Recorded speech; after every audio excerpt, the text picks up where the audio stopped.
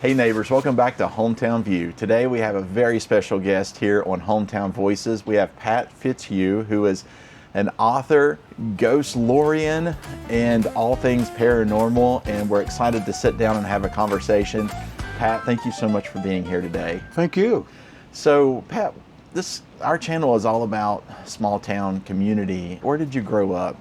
I did most of my growing up in western Middle Tennessee on Kentucky Lake, northwest of Waverly, way out in the boonies. I understand that you have been researching paranormal type things, and we're going to talk a little bit about the Bell Witch in Adams, Tennessee for nearly 50 years. So how did you get started into that? Well, I would hear ghost stories as a child, and it fascinated me, it intrigued me. And then later on, my mother told me about the Bell Witch story and how it involved real people and real places. And that just really turned me on to it.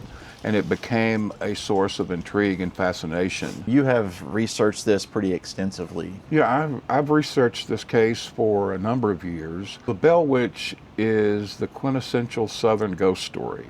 It's the story of a pioneer family in northern Middle Tennessee who, between the years of 1817 and 1821, experienced a series of terrifying disturbances that they couldn't explain. And in modern culture, it is known as America's most documented haunting and America's greatest ghost story, namely because it involved real people and real places, and that people who experienced it back then actually documented it and wrote about it. My goal has always been to get to the bottom of what really happened at the Bell Farm at Red River to cause this story to happen, or what brought this story to fruition. And the research has involved interviewing descendants, looking at old manuscripts and other documentation that's been handed down over the years, looking at church records, court records, and a variety of other sources. What have you come up with? What have you determined from your research? Well, as we know, the more a story is told, the more it's embellished and the bigger it becomes. What I've found in the research is that a lot of the Bell Witch legend we know today probably did not happen. But there was definitely something happening at the Bell Farm then that was very real to those who experienced it. And it has baffled people ever since. When you think about small town America, you think about folklore and legends, and that's really what makes something special about living in a small community. And earlier you mentioned that there's a lot of embellishment that goes on with the Bell Witch. Could you peel back the layers a little bit on that and dive a little bit deeper into that embellishment? Well, the earliest account of the Bell Witch that I'm familiar with came from 1819 by a government journalist by the name of Captain John R. Bell, no relation to the Bell family of the Bell Witch infamy. He went through the area and he wrote about what he had been told, and it involved the Bell family and their daughter on the farm. Some people said it was a work of the supernatural, others said that it could have been somebody in the family playing tricks. And that is really all we heard about the Bell Witch up until the early 1850s, when the Saturday Evening Post did an article which said essentially the same thing, but added to it that this voice kept saying that she needed to marry a friend of hers named Joshua Gardner. And that was pretty much it for a while. Then in 1894, a fictional book was written which forms much of the Bell Witch story that we know today. And in that book, we hear for the very first time about the lady who lived nearby that supposedly cursed the Bell family. The first time we heard anything about Andrew Jackson's supposed visit, and several other key parts of the story as we know it today.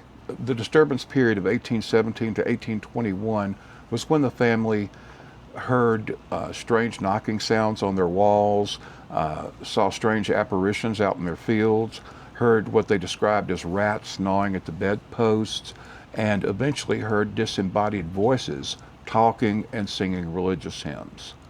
And some of these disembodied voices would say some very ugly things, including a threat to kill Mr. Bell. Why would John Bell be haunted by this witch? You know, the question of why John Bell is the question that has yet to be answered after over 200 years. Bell was a very well-liked man and respected man in the community. He was even an elder of his church. However, he was also a very sharp, strong businessman, and as a result, he had a few disputes with people along the way, but none with the lady that some people say he had the dispute with. So again, that's folklore and legend, and a little bit of the embellishment that we were Right. talking about. He had a dispute with a man who was the brother-in-law of this lady. And it wasn't until 1894 that anyone ever even brought this lady into the Bell Witch legend. Same for Andrew Jackson. Let's fast forward to today. We have the farm where the cave is located. Could you talk a little bit about the cave too? Because I think that's an important element of the story. Yeah, well, the Bell Witch Cave is on the northwestern corner of the old Bell Farm, and it was mentioned in the Bell Witch legend with regards to Betsy Bell, one of her siblings, and a boy from the community playing in the cave one day. One of the little boys became curious and tried to look through a crack to see into a back room. His head became lodged between two rocks, and according to legend, the cave lit up and the boy was pulled out of the cave by invisible hands. There's a lot of history there at the Bell Witch Cave, both Bell Witch and other things. And that's the place where you don't want to take a rock from. You don't want to take a rock from the cave. Also, people have taken a number of photos over the years that have had some very strange anomalies in them, like images that look almost like people appearing behind other people, strange balls of light, like surrounding one person but not the other people. A lot of really interesting things. So recently I visited Adams, Tennessee, and went to the community play there that they had called Spirit. I know they also have a play called Smoke. So share a little bit about those two plays. Spirit is the story of the Bell Witch based on the 1894 novel by M.V. Ingram. And Community Spirit first put that out, I think, in 2002. And they've done a wonderful job with it. And with promoting it, they bring in professional actors. These past couple of years when I've been, it has been absolutely fantastic. The cast, the crew, the oversight board, everybody has paid a lot of attention to every detail and done just a flawless execution. The Smoke play is about the Tennessee, Kentucky tobacco night riders.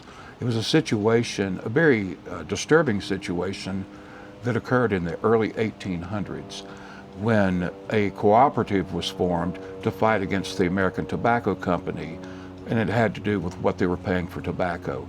Well, the bottom line here is that tobacco farmers who refused to join the cooperative were either killed or their farms were burned. So the play Smoke talks about the plight of those farmers. Interestingly enough, last year, Cassie Donegan, one of the ladies who played in the Smoke play, actually became Miss America for 2026. Both of these community plays are bringing in a lot of folks who are, like you said, professional actors. Yeah, perfect. Yeah. Right there in the heart of Adams, Tennessee. Right.